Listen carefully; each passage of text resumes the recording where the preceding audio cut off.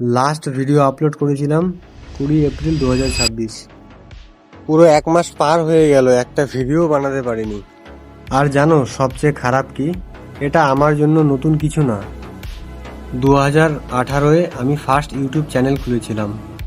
অনেক এক্সাইটমেন্ট ছিল, অনেক স্বপ্ন ছিল, কিন্তু কনসিস্টেন্সি ছিল না।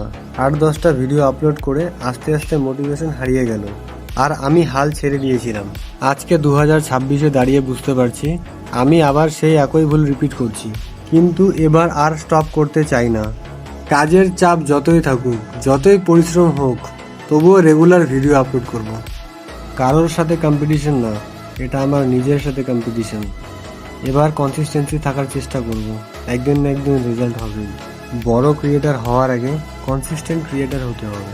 এই ভিডিওটা থাকলো নিজের কাছে একটা প্রমিস হিসেবে। দেখি এবার কতদূর যেতে পারি। অনেক দিন পরে আবার শুরু করেছি, তাই তোমাদের সাপোর্ট আমার জন্য অনেক বড় জিনিস। ভিডিওটা ভালো লাগলে লাইক করো, কমেন্ট করে ফিডব্যাক দাও, আর শেয়ার করে পাশে থাকো। দেখা হচ্ছে পরের ভিডিওতে। জয় হিন্দ, জয় ভারত।